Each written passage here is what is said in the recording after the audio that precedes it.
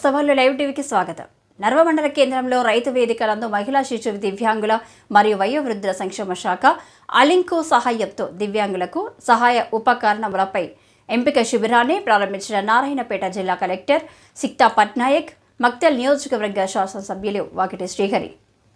ఈ కార్యక్రమంలో వారు మాట్లాడుతూ దివ్యాంగులు ప్రతి ఒక్కరూ ఈ అవకాశాన్ని సద్వినియోగపరచుకోవాలని కోరారు.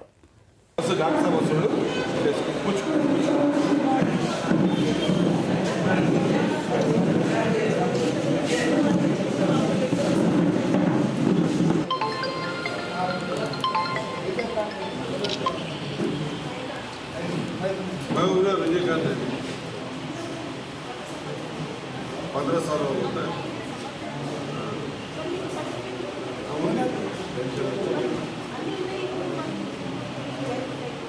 जयपुर को सब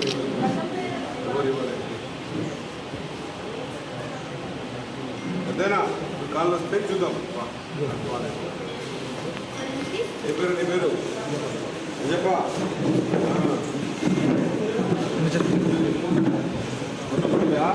ఇది ఆరిందా ఎన్నింటైంది ఇది 8 నెలలా ఇప్పుడిప్పుడేనా ఎట్లా పోయింది ఇన్ఫెక్షన్ అయిందా ఇప్పుడు ఇన్ఫెక్షన్ లేదంతా ఇంత బాగానే ఉందా ఆటోమేటిక్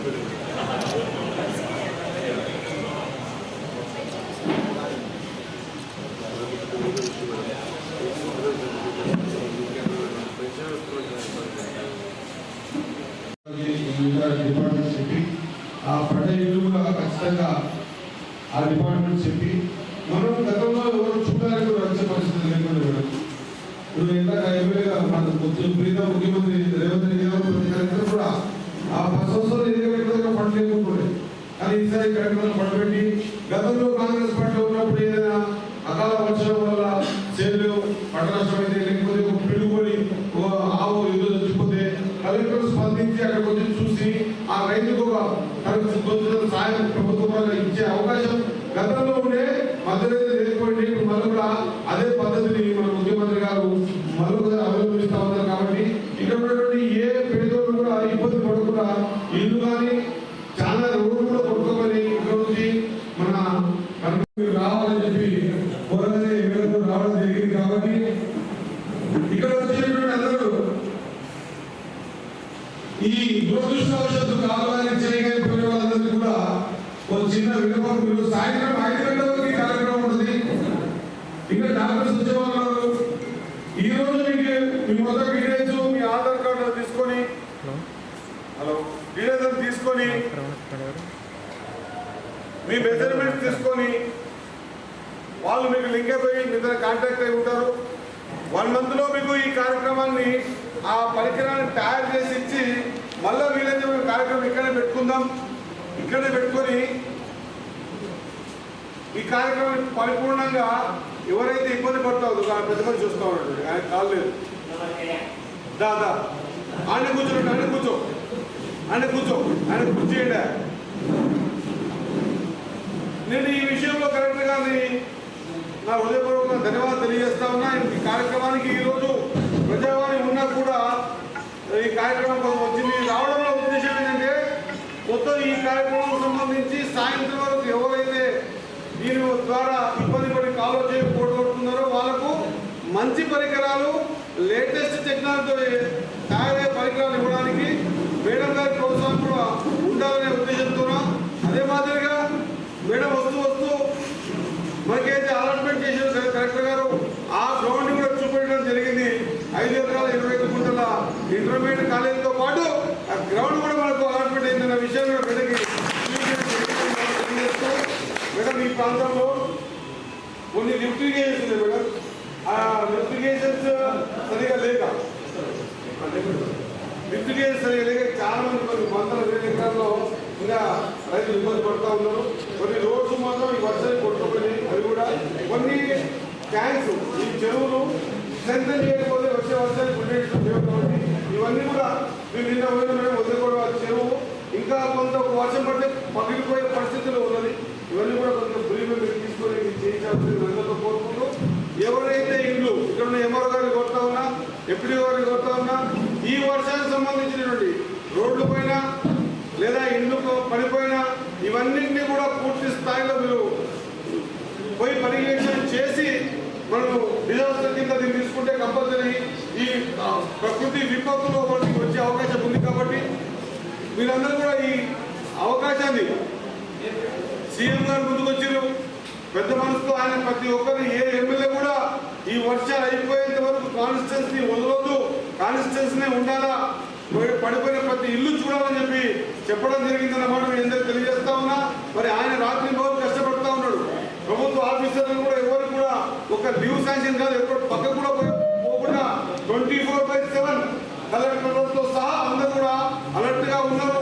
ఇప్పటిదాకా అదృష్టవశాత్తు మనకు ఏ ప్రాణహాని జరగలేదు.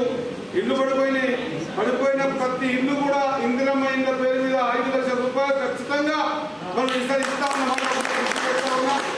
ఇప్పటికిప్పుడు కూడా ఒకవేళ వాళ్ళకు ఏదో పడిపోయిన దానికి కూడా సంబంధించినటువంటి 10,000 20,000 ఉంది. ఆ లిస్ట్ అవుట్ చేయవలసిందిగా నేను ఎంపీడీ గారిని కోరుతా ఉన్నా, ఎంఆర్ఓ గారిని కోరుతా ఉన్నా. దయచేసి మనం ఇటువంటి పరిస్థితుల్లో పూర్తి సమయాన్ని వెచ్చించి ఎవరితో చెప్పించుకోకుండా మనమే అడ్వాన్స్గా ఉండి ఖచ్చితంగా ఉన్నాయి చూసిన రోడ్డు వెళ్ళి దాని ప్రకారం అన్ని చూసి కలెక్టర్ గారికి సబ్మిట్ చేస్తే ఖచ్చితంగా ప్రతి పేదోడు కూడా బాధపడకుండా ప్రతి పేదోని కూడా పడిపోయిన ఇల్లు ప్లేస్లో ఖచ్చితంగా కొత్త ఇల్లు కట్టుకోవడానికి ఒక అవకాశం ఉంది. మరి ఇంత సిస్టమ్ పనిచేస్తున్నప్పుడు ఖచ్చితంగా నేను స్థానిక నాయకులను కోరుతా ఉన్నా, నాయకత్వాన్ని కూడా కోరుతా ఉన్నా. దయచేసి ఒక నాయకుడి లక్ష్యం ఏంటంటే కష్టాల్లో ఉన్నటువంటి ప్రజల్ని ఆదుకొని ప్రభుత్వం ద్వారా లబ్ధి చేకూర్చే విధంగా పనిచేయడమే నాయకుడి లక్ష్యంగా నేను భావిస్తాను. కాబట్టి మనం ఖచ్చితంగా ఈ వారం రోజులందరూ కూడా ఖచ్చితంగా మనం పనిచేసి ఎటువంటి పరిస్థితుల్లో ఒక పేదోడు కూడా ఖచ్చితంగా ఇబ్బంది పడకుండా చూసుకునే బాధ్యత మన మీద ఉందన్నమాట మరొకసారి గుర్తు చేస్తూ ఈ చక్కటి కార్యక్రమానికి మేడం మనకు సమయం ఇచ్చింది. రేపు రాబోయే రోజుల్లో మేడం నర్వ మండలం మేడం, ఇది ఒక డిఫరెంట్ మండలం మేడం. ఇది ఏ హైవే కరెక్ట్ లేదు, ఏ దీనికి మధ్యలో ఉండిపోయింది. ఎంతసేపు వ్యవసాయ ఆధారితమైన मंडल मैडम ये सिर्फ बारिश के सीजन में पानी भी उतना खास नहीं है मैडम, सिर्फ बारिश के सीजन में ही ये लोग इनका जीवन पूरा निकाल दे रहे।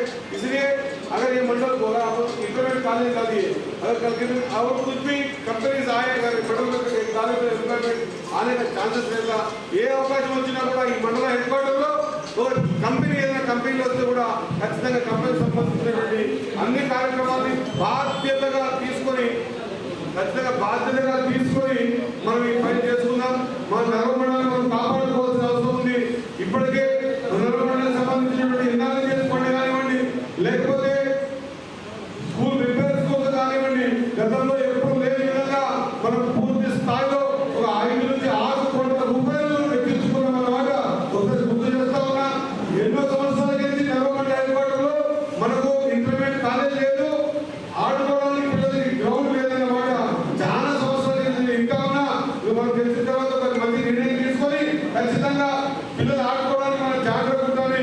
మనము 5 ఎకరాల 25 గుంటల ప్లేస్ ని మనం గ్రౌండ్ గా ప్రొసీజర్ కరెక్ట్ గా ఇచ్చారు కాబట్టి ఖచ్చితంగా మనం ఆ ప్రాంతాన్ని మంచిగా ఉపయోగించుకొని మంచి గ్రౌండ్ ఏర్పాటు చేసి మన పిల్లలు మంచిగా ఆడితేనే దృఢంగా ఉంటేనే ఖచ్చితంగా పిల్లల భవిష్యత్తు బాగుంటుందన్న మాట గుర్తు చేస్తూ ఇంటర్మీడియట్ కోసం ఎక్కడెక్కడికో పోతా ఉన్నారు।